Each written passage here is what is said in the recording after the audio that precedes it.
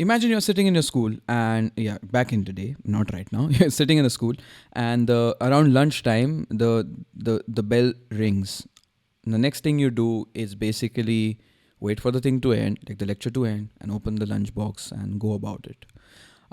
If you are riding a scooter or driving a car, you see a red traffic light, naturally you stop, and that's what happens. Another one could be on the same lines. If you enter a lift, an elevator, you press a button to go somewhere, and that just happens the moment you enter because you have some sort of goal in your head. You have to be somewhere, and it will be very funny that you just enter an elevator, just stand there for some time, and just get out again. That will be very weird. The point is, all these actions which we do are kind of triggers. Some of them are actually designed so that you could do something. The bell in school is designed so that the lectures can start, lectures can end, people can go on break, come back, school can start, school can stop. Those things are kind of designed or have been indicators or triggers for you to take action. Similarly, traffic thing is also about controlling. So all these things which are present externally, they are designed to control you in certain ways so that there will be some sort of system in place and people will be able to do things. So let's call them triggers. And in today's episode, we're going to talk about how can we take the same methods, take the same ideology, and use it for our benefit or use it to get some things done. So we're going to talk about how are we going to trigger actions by actions in today's episode. So let's go and start that. Your afternoon caffeine with Dailysh Pod is here. A creative podcast to refuel your day. Presenting your host, Suyog, also known as the Fun Indian Guy. So right before the pandemic, I was in Italy, and for 15 days or so, I was staying in a small house near the Lake Como, at the north of the Lake Como, and it was kind of spring-ish or even a little bit before spring, so it was still cold, and there were not many tourists out there on the lake because lake was super chill. So I for 15 days I just wanted to do people detox. I didn't want to be around people for some time so that I could just have some peace for myself, do some stuff, get some things done. And I also wanted to do digital detox, but that couldn't happen because I already had to finish some stuff, and it could get very lonely in winter if you are in a very small town. So needed the phone to connect with other people. That time I had a really nice morning routine which I had set for myself. So I used to get up.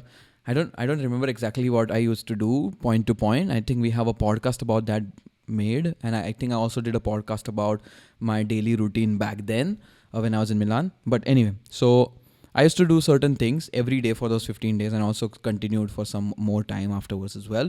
It's to get up, I remember that, and then I used to pour myself, I used to make the filter coffee, like the coffee with the V60 filter and stuff, grind the beans before that, and then do the whole coffee ritual stuff. And then I used to do morning pages for 5 minutes, like writing down 3 pages, which also we have covered in new episodes of this podcast this year. After doing the morning pages, I used to read one chapter from the book called My Gita. And because there were so many concepts in the book, I couldn't do it more than one chapter a day. So I used to start with that. After that, I think I used to start preparing brunch or something because I used to get up late. And then I had another book which I used to read for some time. Then I had time for editing, and then I used to do lunch. And after lunch, I had one more book to read. After that, I used to go on a walk and then again get back to editing and creating stuff and make videos in the evening. And then at night, prepare dinner, eat dinner. And then I had another book. And for each book reading thing, I also had a specific place in the house where I used to do that. So my Gita used to be right outside looking at the mountain peak, so I could feel some sort of a nice feeling. Then the afternoon book was on the couch, and the night book was on the bed. So all these places and all the timings were kind of designed. So every day on that exact time I was doing the similar things.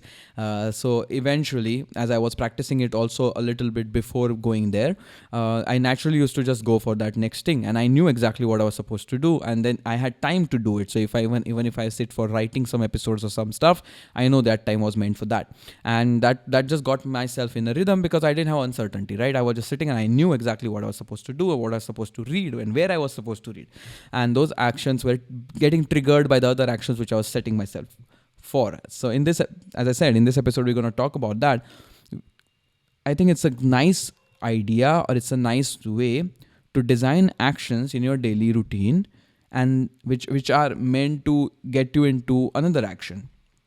So we can do that by clubbing two sorts of actions. As I used to always play with coffee and book, we can also think about that. So for example, in the morning, you have a coffee time set for yourself where you prepare yourself a coffee or a tea depending on your preferences.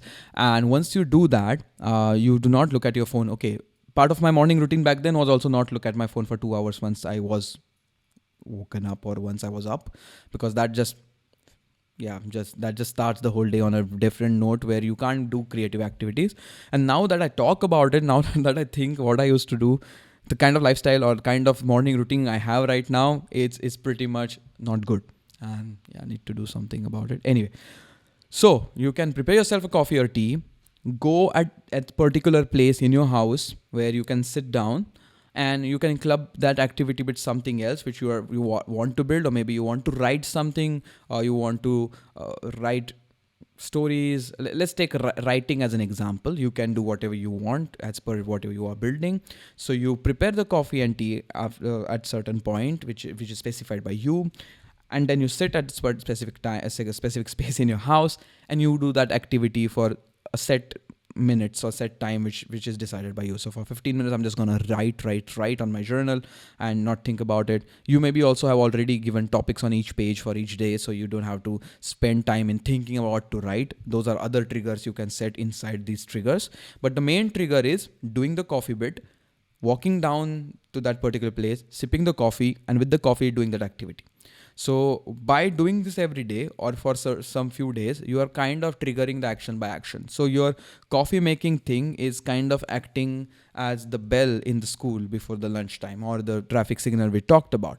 So you're setting that thing with that particular action, and by moving to that particular place, you are isolating your thoughts and you're kind of training your brain in doing certain things. So by doing this, you can actually get things done as more like as you reduce the number of uncertainties and variables, things get easier. That's always true.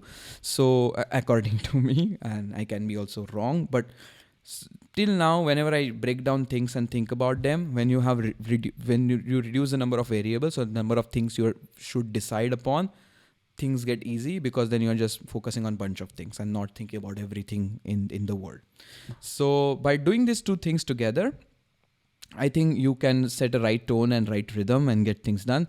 And you can experiment and you can have your own triggers as well. You can set your own things, but make sure you set them. It shouldn't happen just like that, because it sometimes in our day-to-day life, in the routine, things happen when, like, after coffee I read, and that has been constant for my life. But right now, if you're trying to set something new, set it that, okay, I will do this activity at this time, at this place in my house. And with that, I'm going to club this particular activity and I'll do it for this much time. That's all. And yeah, you can change, mix and match, but set it and do it and follow it for some few days, and then see how it is performing together, and you can experiment and get better at it. And that's just one work style which I have, and just wanted to share it with you today. The funny thing about work style, productivity techniques and everything is that you always need something new. So you can't just do this forever. So maybe you'll do it for a month or 15 days as I did back in the day. After that, you just get bored. So you need to find something new and do that for a certain period of time. Then again, find some other technique, like I used to do Pomodoro for some time, for a couple of months, and then again jump back to the first one, because the rotation is always, it does work for me and might work for you as well. So it's not going to sustain forever. You have to find a newness and refuel that newness, as we have talked about it also in some episodes before. So that's about it. I hope you learned something new. It was not a teaching per se, but I hope you got to think about something new because of this trigger of podcast. And if you did, I'll be super duper happy about it. With that, it will be worth it if you can just go ahead and share it with one friend of yours, this particular thing which we talked about, and maybe discuss you guys can go ahead and discuss, because I can't do that. Unfortunately, I can't just, I wish I could, that I could discuss every podcast with everybody who is listening, but that's not possible. But for you, if you just share this piece with somebody else and discuss that what they think, and if you two can start a journey of doing this thing together and give feedbacks to each other and see if how you guys are performing on those clubbing to trigger activities, it will be a nice gesture, and it can be a good accountability for you as well. So if you do that, just share this episode with them, and that will be your beginning of the process. With that said, thank you so much for staying till the end. Thank you so much for listening, and I shall catch you in the next one.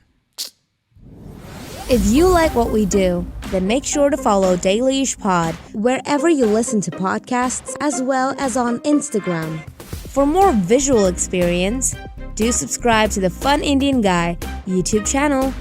Until next time, have fun.